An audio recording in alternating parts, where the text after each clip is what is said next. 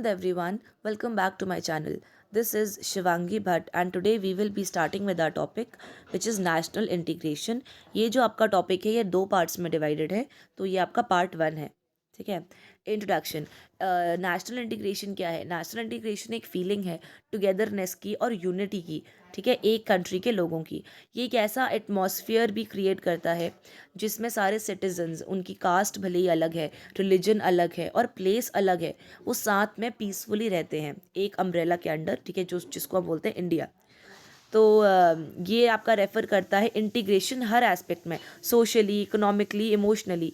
ये एक integrated country का एक बहुत इंपॉर्टेंट पार्ट है. ठीक है, जिसमें एक पूरी कंट्री कॉमन गोल शेयर करती है. ठीक है, जिसमें हम बोल सकते हैं कि डेवलपमेंट का गोल है या ऐसा. फिर इम्पॉर्टेंस ऑफ नेशनल इंटीग्रेशन. भैया क्यों इम्पॉर्टेंट है आपका नेशनल इंटीग्रेशन? ये आपका क्या करता है, ये अलग अलग डाइवर्स कल्चर को प्रिजर्व करता है. जैसे राजस्थानी कल्चर डिफरेंट है, उत्तराखंड में डिफरेंट कल्चर है, साउथ में अलग कल्चर है. ठीक है, तो एक एक दूसरे की कल्चर की हम रिस्पेक्ट करें. ठीक है, और इससे उनका कल्चर भी प्रिजर्व रहे. ऐसा ना हो कि मतलब जो ज़्यादा संख्या में लोग हैं वो एक को दबा दें. जैसे हिंदू ज़्यादा हैं इंडिया में. ठीक है, तो वो सब मिलकर, ठीक है, जो आपका माइनॉरिटी रिलीजियस ग्रुप्स हैं उनको दबा दें. ठीक है, तो ऐसा नहीं है इसमें. मतलब इसमें आपको एक दूसरे की कल्चर को और रिलीजन को, उसको आपको प्रिजर्व करके रखना चाहिए. कोई भी कंट्री सर्वाइव नहीं कर सकती अगर लोग उसके अंदर यूनाइटेड नहीं है. तो इसलिए टुगेदरनेस की फीलिंग बहुत इंपॉर्टेंट है एक नेशन को सर्वाइव करने के लिए. अदरवाइज नेशन आपका बिखर जाता है. ठीक है, ये फीलिंग आपका जनरेट किया जा सकता है सिर्फ इंटीग्रेशन के प्रोसेस से. इसलिए आपका जो नेशनल इंटीग्रेशन है ये एक बहुत पॉजिटिव कॉन्सेप्ट है. और इससे हम लोग सारे ईवल फोर्सेस, नेगेटिव फोर्सेस, जैसे कि क्या, जो हमारे देश को मतलब नुकसान पहुंचा रही है, हमारे देश की यूनिटी को डिस्टर्ब कर रही है, तो इससे हम फाइट कर सकते हैं नेशनल इंटीग्रेशन की स्ट्रेंथ से. जो नेशनल इंटीग्रेशन है उसको एक एनसीसी ट्रेनिंग का भी एक इम्पॉर्टेंट पार्ट बनाया गया है. जिससे जैसे आपका एक भारत श्रेष्ठ भारत कैंप है, तो उसमें उसमें हम नेशनल इंटीग्रेशन ही तो प्रमोट कर रहे हैं. अलग अलग आपका क्या, अलग अलग स्टेट के लोग आपका मिलकर एक जगह अपनी अपनी कल्चर को रिप्रेजेंट करते हैं. तो ये आपका एक नेशनल इंटीग्रेशन का ही पार्ट है. एसेंस क्या है अगेन, कि आपका क्यों इंपॉर्टेंट है? भैया इमोशनली, स्पिरिचुअली बाइंड करता है पूरे इंडियंस को. भले ही उनकी caste, creed, race, colour, religion, region सब अलग अलग हैं, लेकिन स्टिल यूनाइट करता है, क्योंकि हम बिलीव करते हैं कि यूनिटी में ही असली स्ट्रेंथ है. फिर हम आते हैं कल्चरल इंटीग्रेशन पे. कल्चरल इंटीग्रेशन एक आपका फॉर्म है. ठीक है, जिसमें कल्चर एक्सचेंज हो सकता है एक दूसरे से, और हम मतलब एक दूसरे की प्रैक्टिस, उनकी रिचुअल्स को जानें और उनकी हम रिस्पेक्ट करें. अपना कल्चर ना सैक्रिफाइस करते हुए उनके कल्चर की रिस्पेक्ट करें. फिर है आपका इकोनॉमिक. इकोनॉमिक क्या है? देखो, हमारा एक नॉर्मल परसेप्शन क्या बन गया है इंडिया में कॉमन मैन का, कि जो पुअर है, जो गरीब है, वो गरीब होता जा रहा है, और जो एक अमीर है वो अमीर होता जा रहा है. ठीक है, तो ये जो इकोनॉमिक इनजस्टिस है, इससे अलग अलग टेंडेंसीज आ जाती हैं सोसाइटी में. ठीक है, और इससे भैया जो लोग हैं वो भी मिसगाइड हो सकते हैं आराम से. ठीक है, और उससे लड़ाई झगड़े हो सकते हैं, इंटरनल डिस्टर्बेंस हो सकती है. तो आपका रीज़न क्या है इकोनॉमिक इनइक्वालिटी का? एक तो है आपका अनएम्प्लॉयमेंट, कि लोग अनएम्प्लॉयड रह जाते हैं, एम्प्लॉयमेंट सीख नहीं कर पाते, तो उसके चलते इकोनॉमिकली भैया गैप बढ़ता है. इन्फ्लेशन बहुत ज़्यादा, अगर प्राइस राइज हो गया है कहीं का, ये बहुत महंगाई बढ़ गई है, तो उससे भी आपका ये चीज़ बढ़ती है. फार्मर का डिस्ट्रेस. देखो, आपको पता ही है किसान को हम अनाजदाता मानते हैं. ठीक है, अन्नदाता मानते हैं. ठीक है, लेकिन स्टिल अगर हम देखें तो मतलब फार्मर की कंडीशन कितनी बेकार है इंडिया में, मतलब इतने अच्छे लेवल पे नहीं है. तो यही चीज़ है कि उससे भी आपका इकोनॉमिक इनइक्वालिटी को एक बूस्ट मिलता है. फिर आपका पॉलिटिकल इंटीग्रेशन आता है. पॉलिटिक्स को हमेशा रिलीजन से सेपरेट रखना चाहिए. ठीक है, स्ट्रिक्ट लॉज को हमको इन्फोर्स करना चाहिए, जिससे भैया जो कॉमन मैन है ना, वो इन चीज़ों से बहक ना जाए. जैसे कि हमने बोला हिंदूज़ हैं, तो हम सारे हिंदू मिलके एक हिंदू पर्सन को वोट देंगे. ठीक है, जितने मुस्लिम्स हैं वो मिलकर एक मुस्लिम को वोट देंगे.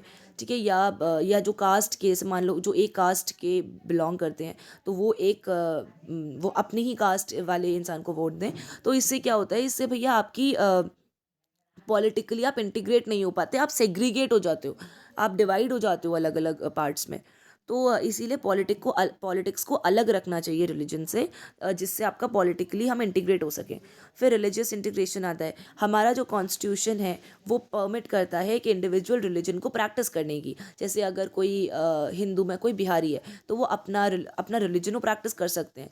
अगर कोई पहाड़ी है तो वो अपना रिलीजन प्रैक्टिस कर सकते हैं। ठीक है, मुस्लिम्स अपना रिलीजन प्रैक्टिस कर सकते हैं, सिख, क्रिश्चियंस सब कर सकते हैं। अगर आप सामने वाले की फीलिंग्स को हर्ट नहीं कर रहे हो ना, ठीक है, तो आप अपना रिलीजन आराम से प्रैक्टिस करो। तो इससे भैया ये भी बहुत इंपॉर्टेंट एस्पेक्ट है, क्योंकि अगर आप दूसरे देशों में देखो तो वहाँ क्या है, वहाँ पे ऐसा बहुत कम है कि एक कंट्री में ही बहुत सारे रिलीजन्स हैं। ऐसा नहीं है वहाँ पे। अगर जैसे हम यूनाइटेड किंगडम्स की बात करें तो ब्रिटेन में भैया क्रिश्चियन रहते हैं। ठीक है, तो क्रिश्चियंस का वो बन गया। आपका अगर हम बात करें म्यांमार की या जापान की तो वहाँ पे बुद्धिस्ट रहते हैं। तो वो मतलब अपने एक ही कल्चर में इंटीग्रेटेड है। लेकिन अगर हम इंडिया की बात करें तो इंडिया में तो कितने अलग अलग रिलीजन के पीपल रहते हैं। तो इसलिए हमारे को रिलीजियस टॉलरेंस अपनाना बहुत इंपॉर्टेंट है, जिससे हम अपना रिलीजन तो प्रैक्टिस करें ही करें, लेकिन सामने वाले की फीलिंग्स को या उसके रिलीजियस सेंटिमेंट्स को हर्ट ना करें। फिर आ जाता है आपका सोशल इंटीग्रेशन। सोशल इंटीग्रेशन एक ऐसा मूवमेंट है जिसमें आपका माइनॉरिटी ग्रुप हैं, जैसे एथनिक माइनॉरिटी ग्रुप या और अंडर प्रिविलेज सेक्शन जो हैं, ठीक है, वो हमारे आते हैं मतलब सोसाइटी की मेन स्ट्रीम में। जैसे एक मिनट, जैसे आपका सोशली मतलब देखो एज अ सोसाइटी ना, सोसाइटी में आपके अलग अलग कास्ट के भी हैं, अलग क्रीड के भी हैं, अलग रिलीजन के भी हैं। ठीक है, कोई गरीब है, कोई अमीर है। तो उसमें क्या होता है, जो माइनॉरिटी ग्रुप्स हैं ना वो ज़्यादा इनसिक्योर हो जाते हैं, और हो ही जाते हैं अगर मतलब गवर्नमेंट उनको प्रोटेक्शन या हमारा कॉन्स्टिट्यूशन उन्हें प्रोटेक्शन प्रोवाइड ना कर तो सोशली भी भैया इंटीग्रेट होना बहुत इंपॉर्टेंट है। नेशनल इंटीग्रेशन की ज़रूरत क्यों है? देखो, अभी तक जैसे मैंने आपको समझाया कि हमारी जो कंट्री है ये एक सेक्युलर कंट्री है। ठीक है, लेकिन भैया ईवल फोर्सेस तो आ ही जाती हैं। ठीक है, तो वो ईवल फोर्सेस को हटाना, सिक्योरिटी, यूनिटी और इंडिया की एक इंटीग्रिटी को बचाए रखना, ठीक है, और उसको प्रमोट करना, ठीक है, वो बहुत इंपॉर्टेंट है।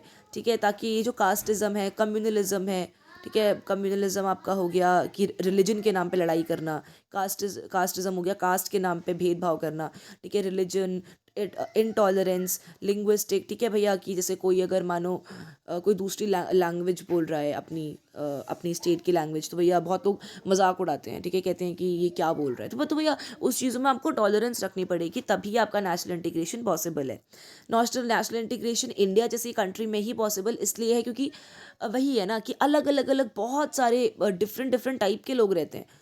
तो उसमें अगर इंटीग्रेशन नहीं होगा हमारी कंट्री का तो वो अलग अलग पार्ट में टूट जाएगी। जैसे लेट्स से कि साउथ इंडियंस ने बोला कि भैया हम तो अलग लैंग्वेज बोलते हैं, उसमें भी कन्नड़ स्पीकिंग अलग हो गए, आपके तमिल स्पीकिंग अलग हो गए, आंध्र प्रदेश वाले अलग हो गए। ठीक है, तो इससे क्या हो जाएगा, जैसे नॉर्थ इंडिया में ही हो गया, उत्तराखंड आपका सेपरेट हो गया, पंजाबीज ने बोला जी हम तो अलग बोलते हैं, वो सेपरेट हो गए। ठीक है, तो इससे क्या होता है कि भैया ये चीज़ ना बहुत ज़्यादा देखी गई है। उसमें यूरोप में आप देखो कितनी छोटी छोटी कंट्रीज़ मिलेंगी, ऐसा लगता है कि इससे बड़ा तो हमारा स्टेट ही है ना।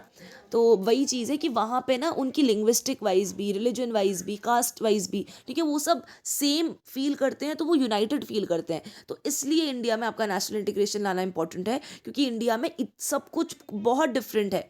ठीक है, लेकिन स्टिल हम एक है ना, तो दैट इज़ वाई इंडिया में लाना बहुत डिफ़िकल्ट है लेकिन इम्पॉर्टेंट है। ठीक है, लेकिन स्टिल हम काफ़ी हद तक वैसे हैं यूनाइटेड, ऐसी बात नहीं है, लेकिन स्टिल उस चीज़ को जितना स्ट्रॉन्ग कर सको उतना बेटर है। तो अगर हमको एक नेशन के तौर पे सरवाइव करना है और अपनी इंडिपेंडेंस, सोवरेनिटी को मेंटेन करना है, तो भैया हमको यूनाइटेड रहना पड़ेगा।